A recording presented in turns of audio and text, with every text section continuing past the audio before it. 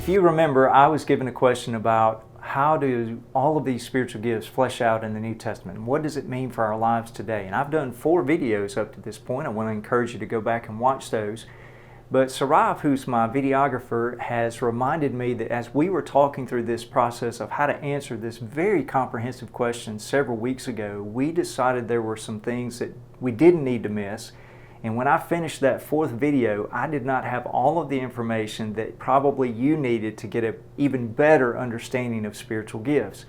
So here's what I want to do in this video. I want to go back to that same issue, but I want to kind of zoom in, if you can understand this, and be very practical. Many of us have had loved ones who were sick, and maybe we knew someone in a different faith movement than our own who said, well, if your relative just has enough faith, then he or she can be healed. Well, let's talk a little bit about this gift of healing, because that's at the centerpiece of this question.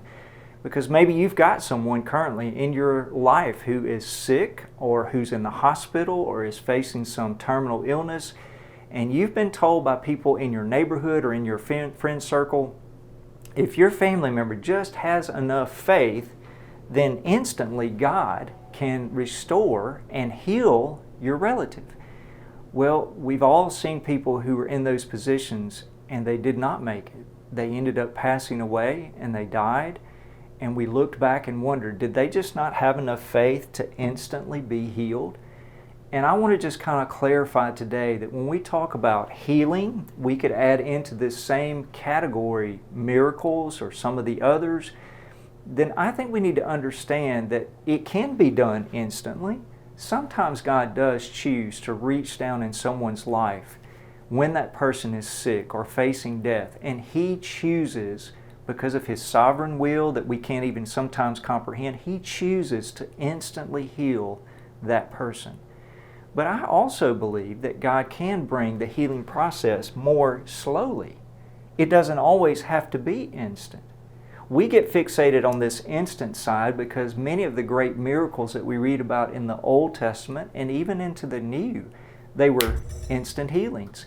And we think that's the only way God can work. But sometimes God uses people from within the church, believers in Jesus Christ who are filled with the Spirit, to bring healing, but it comes more slowly.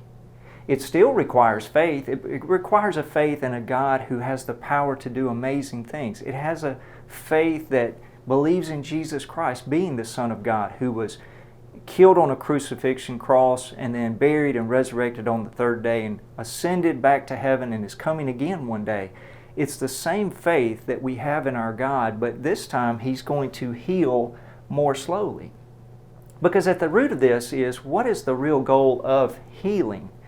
Is it just to get something back to physical condition where it operates normally? You break your arm and God instantly heals it and the bones go back together so you can function and use your hands again like you did before the break? Or does God have something larger in play that He's trying to do to make the world know who He is and what His main mission is, which is to make people know who Jesus is? So it could be that God's goal through healing is restoration of creation in its original form. Let's go back to Genesis chapter 1 and chapter 2. That's where everything was just like God intended for it to be.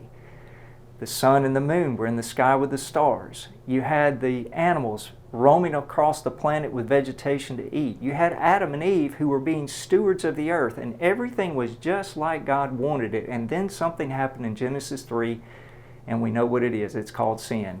The serpent came and tempted Eve and then Adam to disobey the one command that God gave, and they ate of the tree of the knowledge of good and evil, and then sin set in and began to destroy and disrupt what God had planned from the beginning. So all healing now is simply God restoring it back to what He originally wanted it to be. And that can come instantly, but sometimes it can come slowly. Both require faith, but it's a faith in Jesus. It's a faith in God who sent Jesus, and it's a faith that God is in the restoration process through the healing to bring us back to where He wanted us to be. And if you read Revelation 21 and 22, in the end, He puts everything back in its right place. And so I just wanted to encourage you, don't get caught up in the instant. Don't get caught up in the slow, but make your focus God's restoration process through the healing. I hope that'll encourage you today.